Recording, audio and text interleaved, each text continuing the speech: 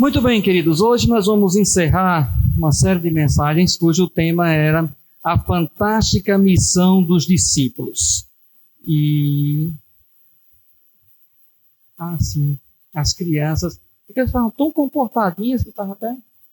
Mas tudo bem, agora já não estão mais. Vamos lá então, Manu Ibra e Luna.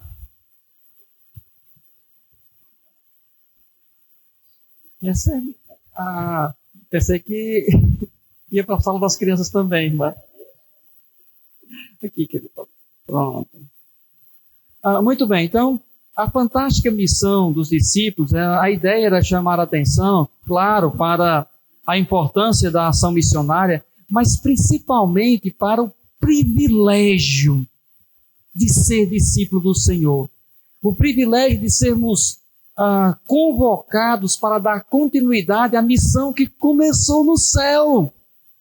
Ou seja, nós temos com muitas evidências, assim, muitos exemplos das Escrituras, que o próprio Deus manda Jesus, o Pai e o Filho mandam o Espírito e Jesus manda a igreja, ou seja, é uma missão fantástica. Agora, qual é o problema? É que a moçada acha que por ser fantástica ela pode ser fantasiosa. Algumas pessoas acham que a missão de ser discípulos é algo assim muito prazeroso. Um prazer quase que comparado a uma diversão quando você vai a um parque. Um prazer enorme, onde vocês serão bem recebidos, onde seria muito fácil. Você vem falar de Jesus? Coisa boa. Como eu estava esperando você aqui falar de Jesus para mim. Não é assim, moçada. E o nosso Senhor Jesus, ele deixou isso muito claro. Então, o texto começa lá em Mateus capítulo 9, no finalzinho, quando o Senhor Jesus vai orientar os seus discípulos a fazerem uma oração. Peça ao Senhor da seara, trabalhadores. E ele mostra um contraste, porque grande é a seara e poucos são os trabalhadores. Ou seja, logo de cara nós percebemos a soberania do nosso Senhor. Ele é o dono da seara, é Ele quem envia os trabalhadores. E qual é a nossa? Clamar por esses trabalhadores. E o que é interessante é que o Senhor Jesus pediu para que os irmãos fizessem isso, os seus discípulos, mas pela motivação adequada. Queridos, nós nunca podemos esquecer. Deus trabalha com motivações.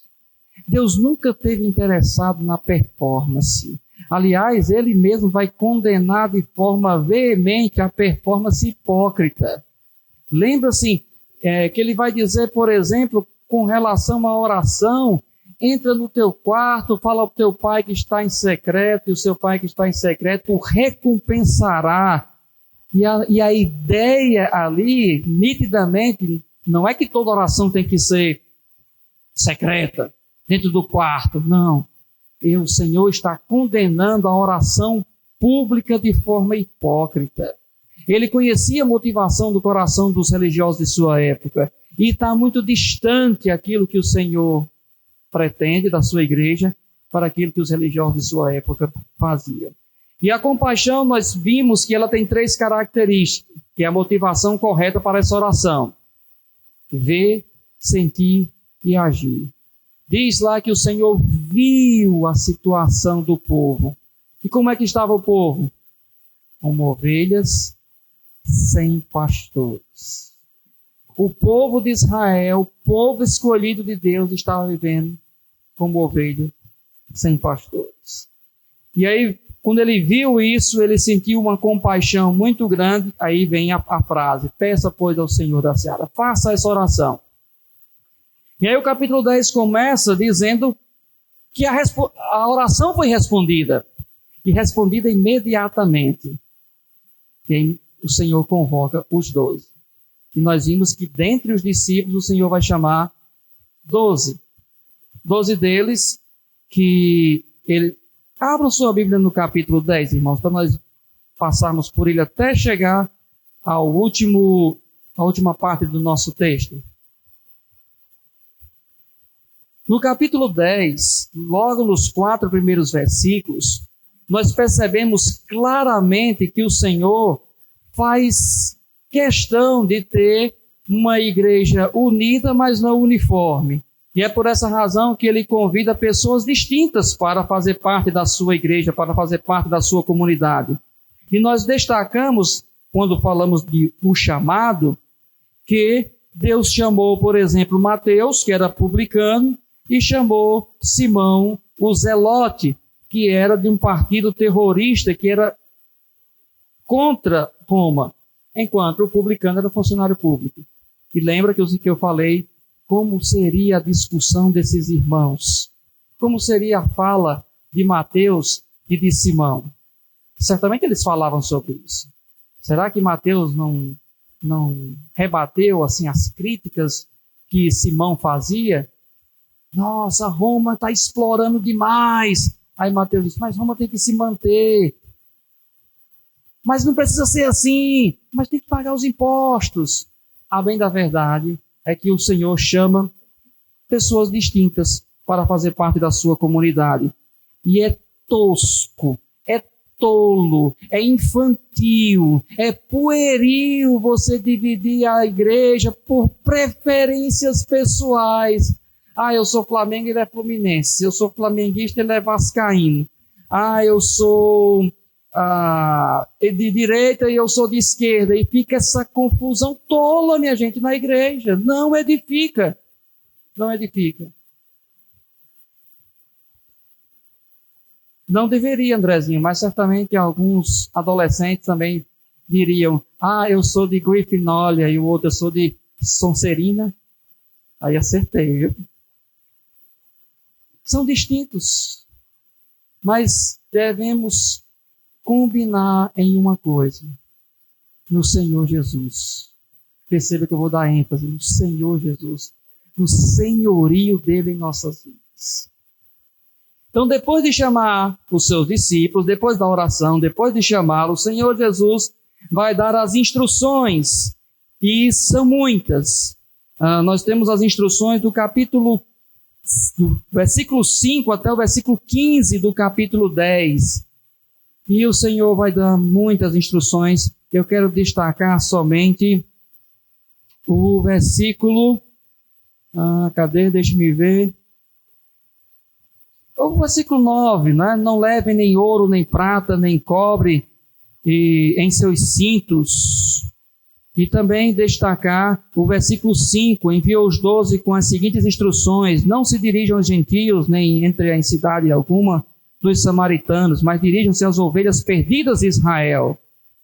Por onde forem, pregue esta mensagem. Era esse o versículo 7 que eu queria. Por onde forem, pregue esta mensagem, o reino de Deus está próximo. A grande instrução era o seguinte, você precisa pregar o evangelho. E esse evangelho não pode ser alterado, ele não pode ser subtraído e nem pode ser aumentado. O evangelho, ele tem capítulos. É claro que o evangelho não é tão simplista assim. Tem capítulos o evangelho. O evangelho não é um bom conselho, como diria Tim Keller. Ele é as boas novas. E para se falar das boas novas, precisamos falar da má notícia. E aí, nós já falamos muito sobre isso. O que eu quero destacar é que dentre as instruções que o Senhor deu para aquele grupo, e que é para nós hoje, é que nós não podemos adulterar a mensagem do Evangelho. Ela é dura? É. Ela ofende? Ofende. Ela muitas vezes traz divisões? Traz. Mas que a dureza, a ofensa e a divisão seja por causa do conteúdo do Evangelho, não por minha causa. Eu sou somente o portador dessa mensagem. O Senhor dá as instruções, o Senhor vai dar algumas admoestações, versículo 16 até o versículo 23. E eu destaco aqui o versículo 16, que é um versículo de transição, que ele diz assim: Eu, Senhor Jesus, os estou enviando como ovelhas entre lobos. Portanto, sejam astutos como as serpentes e sem malícia como as pombas. E eu destaquei naquela ocasião que o Senhor Jesus envia as suas ovelhas para meio de lobos. O Senhor Jesus enviou os seus discípulos para uma sociedade hostil, uma sociedade que não quer ouvir o Evangelho, uma sociedade onde os crentes não são bem-vindos. O pastor Lacerda, que já tem uns 2 dias de crente, sabe muito bem disso. Sabe que em uma determinada época em nosso país, quando você era convertido, você era achincalhado, você era apelidado. Você passava na rua e dizia assim, lá vai o bode, pé. Isso para citar o mínimo que chamavam, o mínimo. Então, queridos, não deveria entrar na mente do cristão assim, sou cristão, vou ser muito bem aceito. Não será. Não será. Não sou eu que estou dizendo isso, é as Escrituras que dizem. Então, e ele vai dizer que um mundo hostil, que nós enfrentaremos muitas dificuldades, tanto com os religiosos, como com os políticos. E isso é fato. Depois das admoestações, o Senhor Jesus vai dar alguns estímulos e as dificuldades. E eu quero passar mais para as dificuldades, porque acredite, ser cristão é você ter a mais profunda convicção de que Jesus é seu Salvador e que vai ter treta onde você estiver. Qualquer lugar.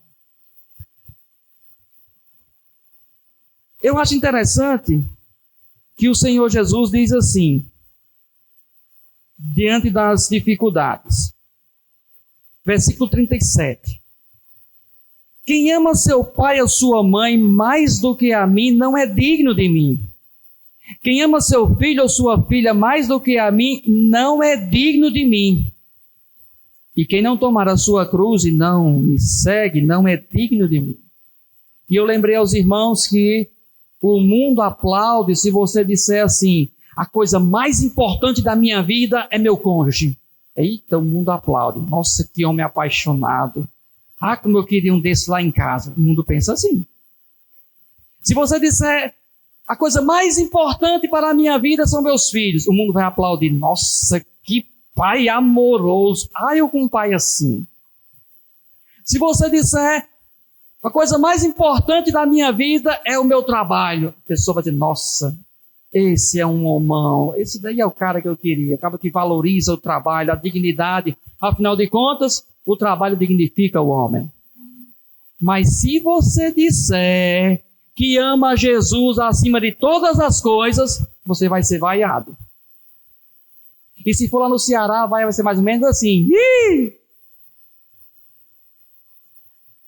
O mundo não quer que você ame a Jesus acima de todas as coisas. Ele quer que você ame qualquer coisa, menos ao Senhor Jesus. E dentro da antropologia bíblica, agora eu vou dizer uma coisa para os irmãos se espantarem. Eu sou o terceiro. Eu sou o terceiro. Primeiro Deus, acima de todas as coisas. Depois é o próximo. Eu sou o terceiro. Antigamente existia uma pulseirinha que era eu sou o terceiro. Que era o pessoal perguntar, que é isso aí? É que você explicava.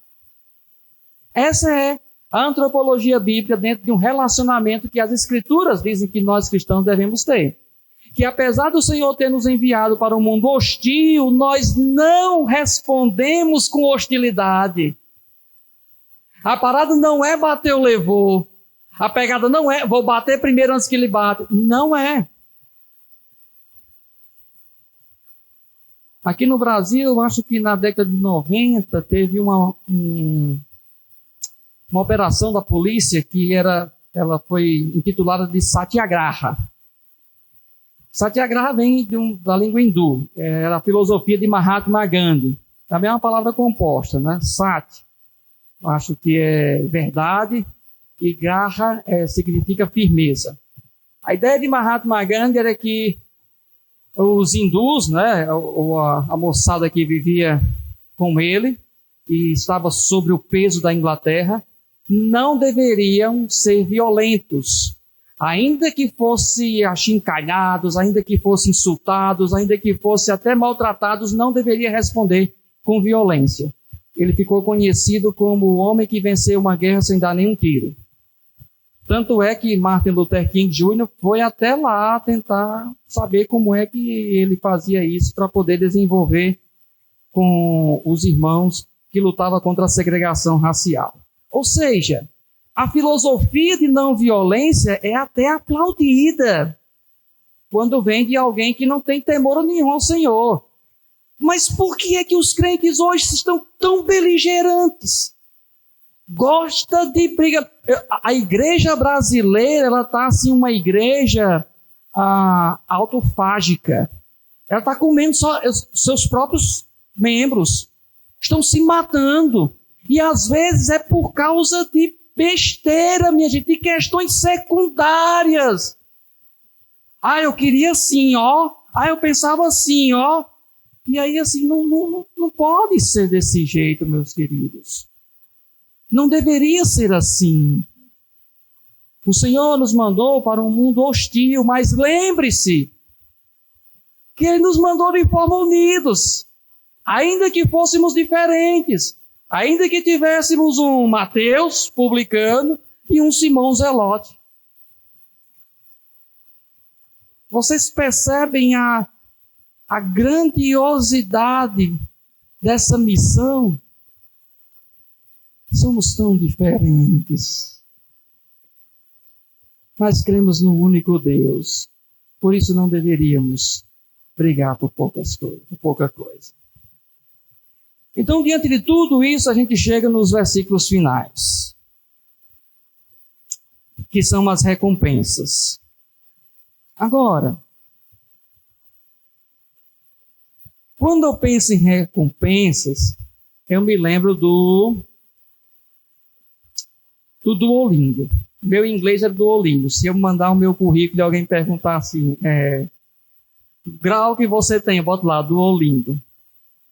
E eu estava lá na ofensiva, né, tal. Perdi as vidas tudinho. Tive que esperar meia hora, tive que fazer um exercício extra para ter a recompensa de uma vida. Olha, eu esperei meia hora, minha gente.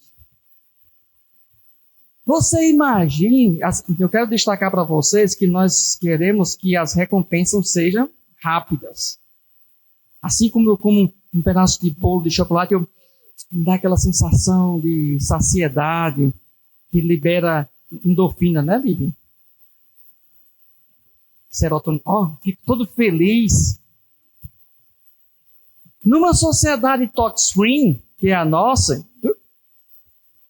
clicou, rolou, é complicado, minha gente. Se um homem de 45 anos espera os resultados a toque de caixa, você imagine a moçada da idade do Tarsis.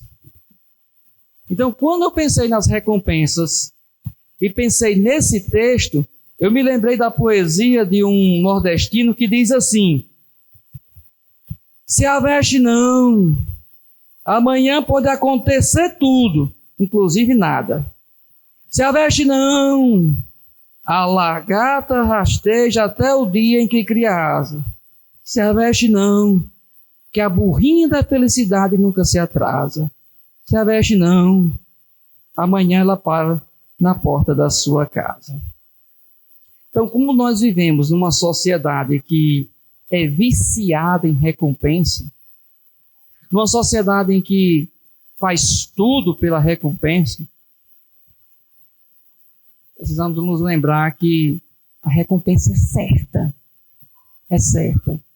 Nós só precisamos não nos desesperarmos.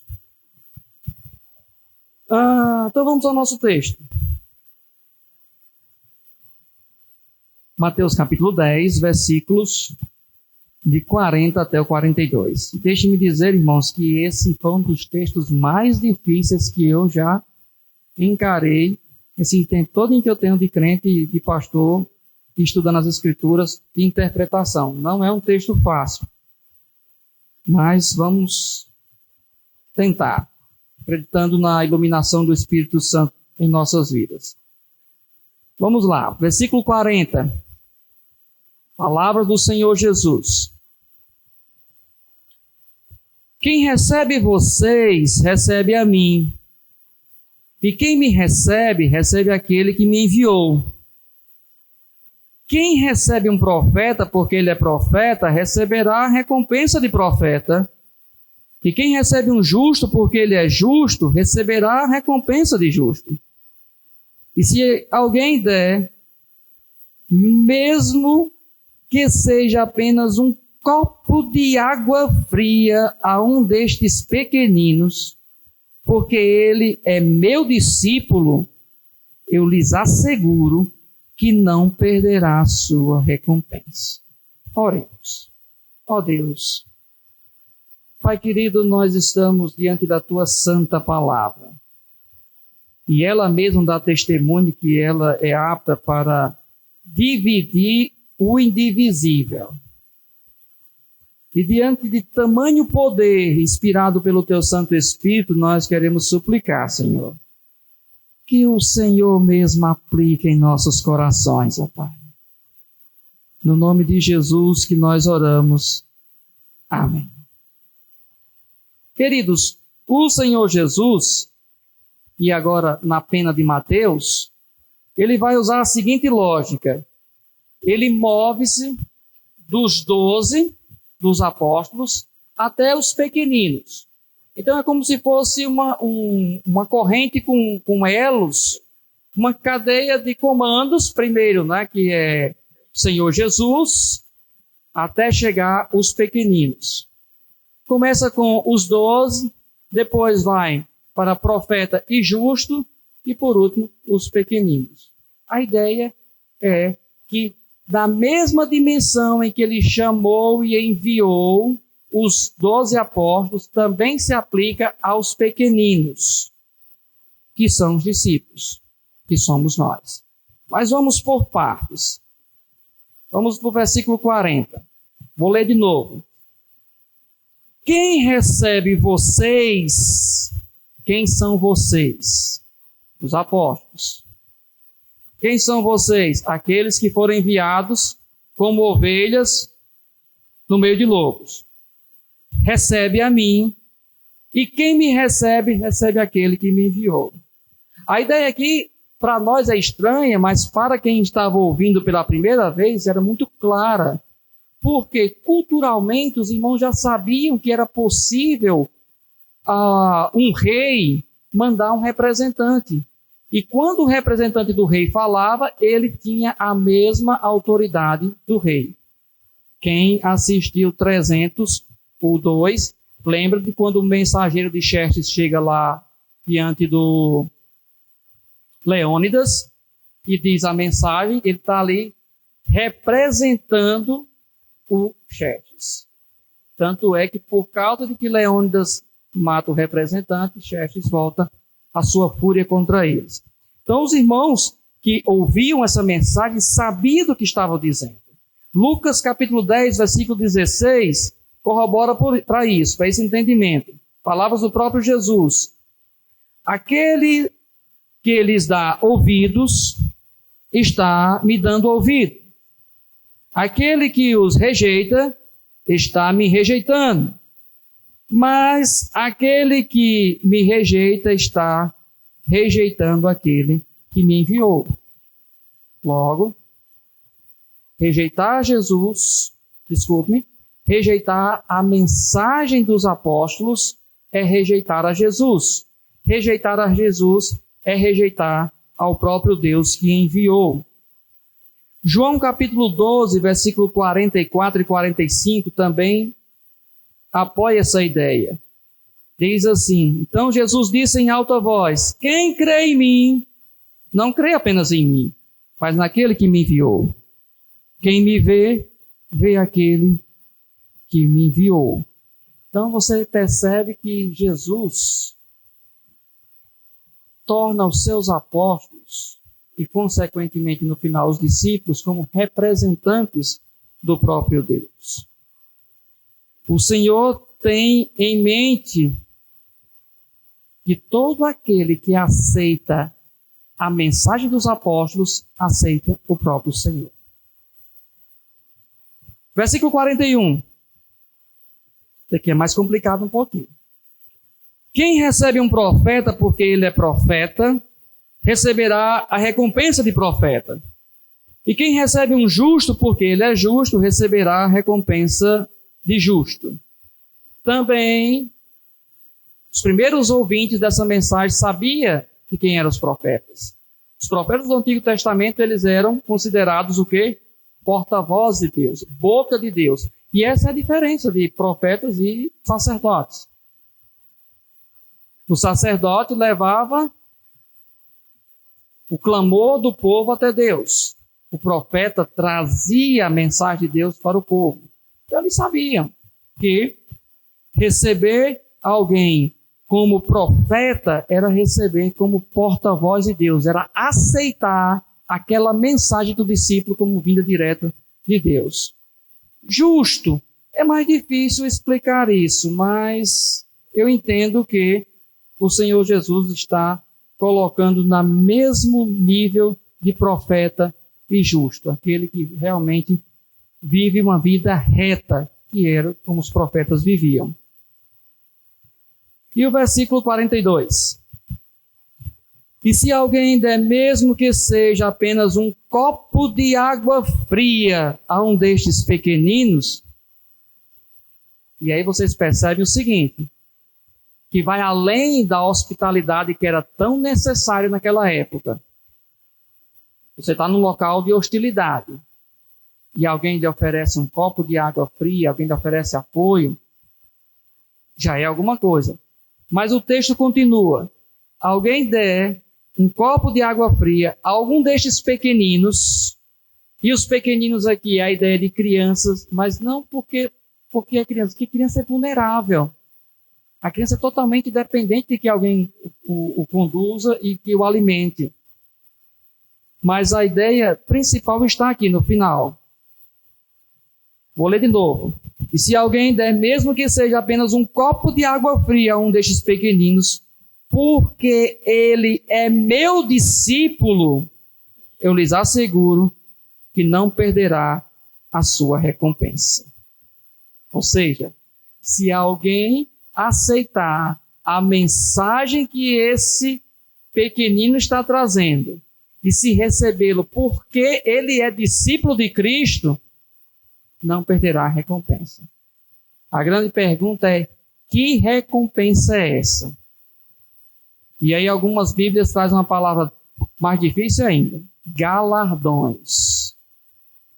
O que é a recompensa? Quais são os galardões? Não sabemos, irmãos. Aí eu não conheço muito, mas fui olhar no grego. A palavra mistos, que significa o quê? Pagamento. Salário.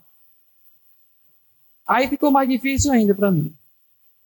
Pesquisei, aí encontrei uma ilustração dos irmãos reformados que aí uma luzinha bem fraquinha acendeu. Não é suficiente, mas eu vou dizer para vocês como é que os irmãos entendem como se dá os galardões. E eu vou tentar mostrar para vocês. A ideia dos galardões é que, isso é uma metáfora, uma história, é um símbolo, né? Todo crente genuíno receberá uma taça, porque ele recebe uma taça. Só que as taças, elas são de tamanhos diferentes, de acordo com aquilo que você fez para o reino, certamente. Só que todas as taças, elas estarão plenas, estarão, como diz lá no Ceará, pelo anel. Não tem mais espaço para nada, estão cheinhas. Com isso, você não terá inveja da taça do outro, porque a sua lhe satisfaz. Então, eu pensei, rapaz, eu vou receber minha taça, a taça do Billy Graham, e eu vou olhar e não vou ter inveja. Porque no céu não vai ter Instagram para a gente ficar se comparando. Essa comparação pecaminosa que nos destrói. A gente olha assim, porque o Instagram é massa, ele só mostra o lado bom das pessoas. Então, queridos, os galardões, as recompensas acontecerão. E a conjectura ela é permitida dentro da teologia. E foi a melhor explicação que eu encontrei para galardões, dentre esses que eu já, até onde eu estudei. Então, essa é a recompensa tanto dos profetas como dos discípulos do nosso Senhor. Tanto daqueles que pregam o Evangelho, como daqueles que dão ouvidos ao Evangelho. Ou seja, o versículo 42 diz que aquele que fizer, aquele que aceita essa mensagem, também será recompensado. Então, normalmente eu digo assim, vamos tirar 3 lições, do texto. Hoje eu vou tirar só 3 verdades. E não foi nem com base no que eu pensei ou refleti. E eu estou com base no que Hernandes Dias Lopes disse sobre o texto. Primeira verdade. O discípulo tem a recompensa de representar aquele que o envia.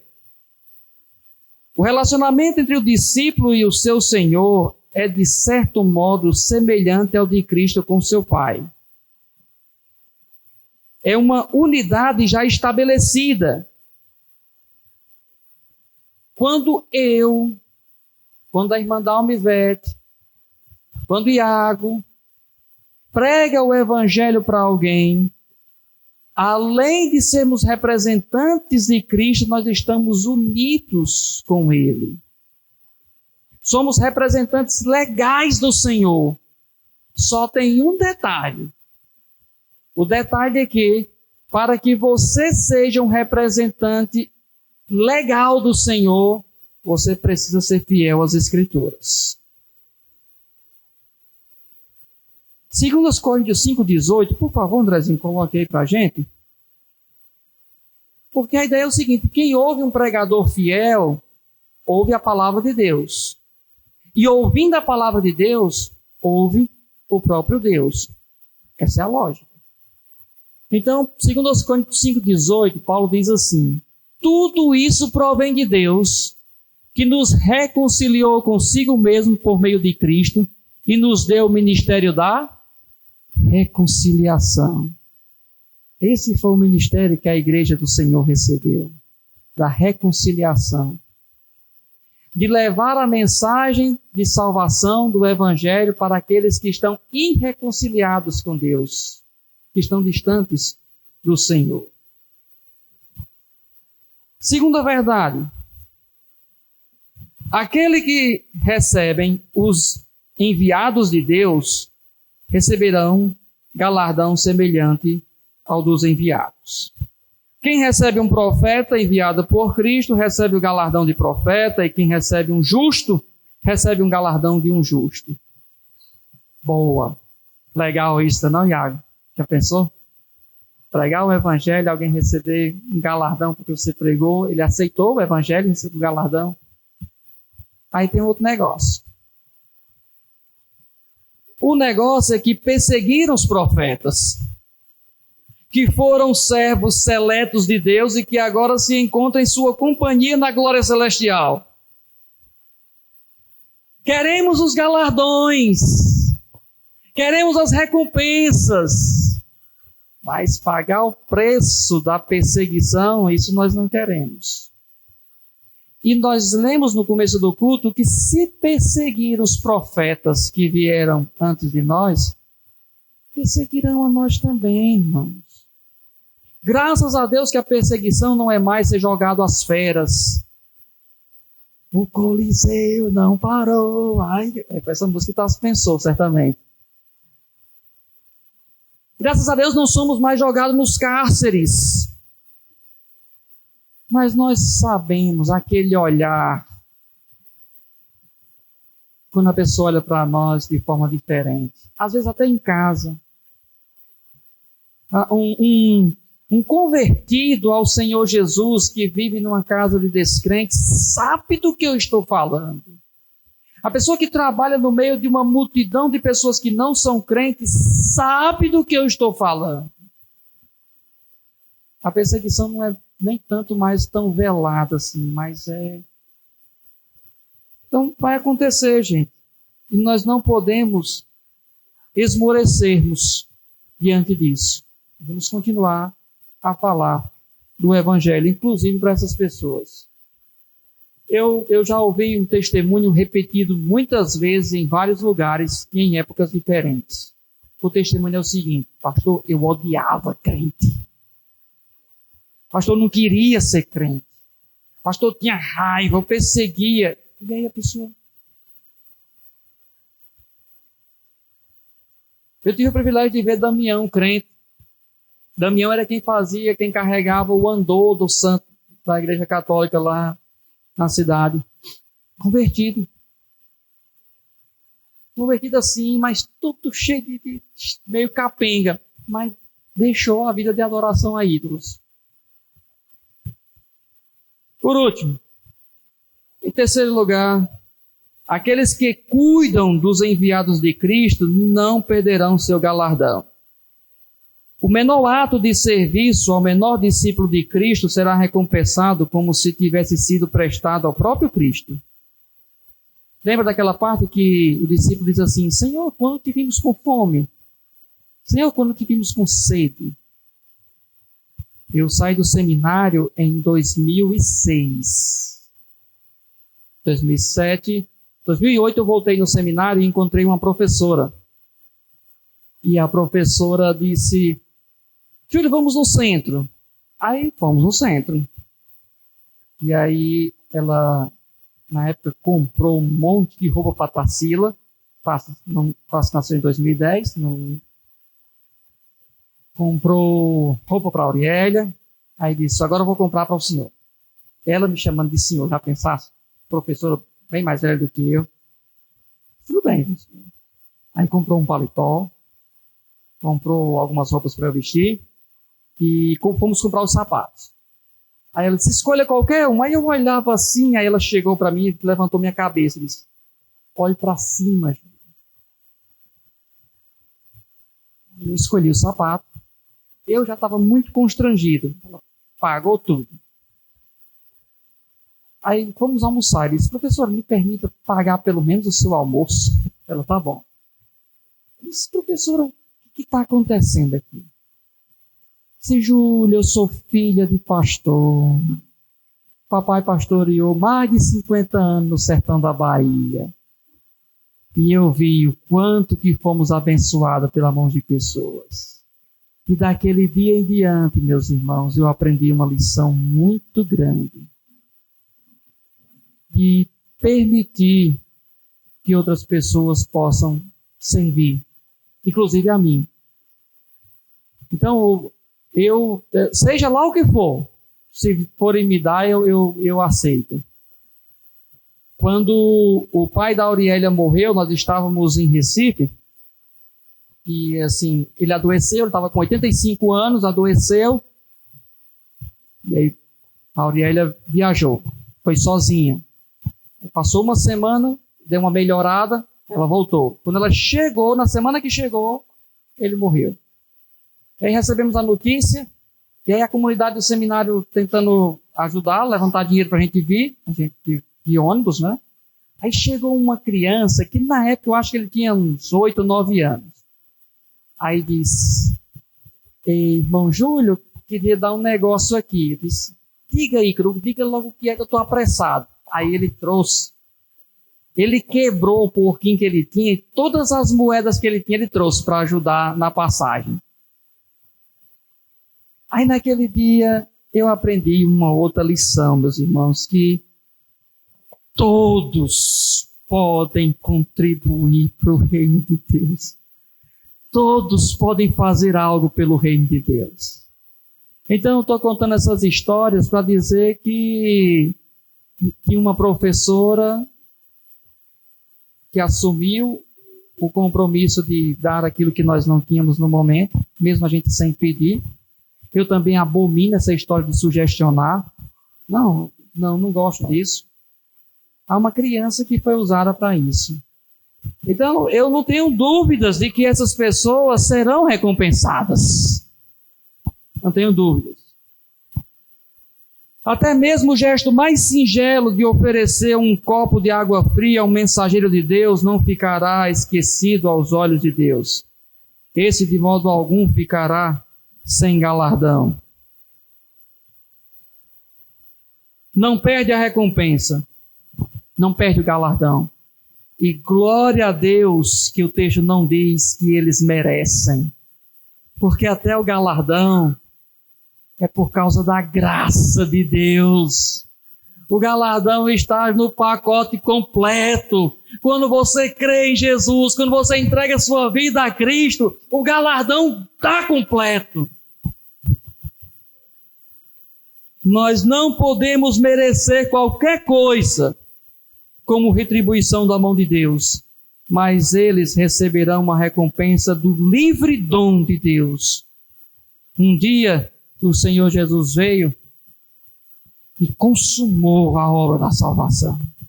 Então, o único direito que nós temos já foi pago por Ele, tudo.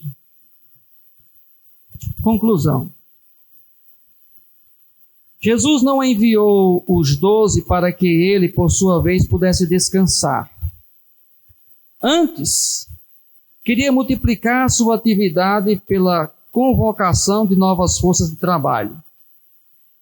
A Escritura nos adverte que, na perspectiva de Deus, o tempo é curto, a necessidade é grande e a tarefa é urgente.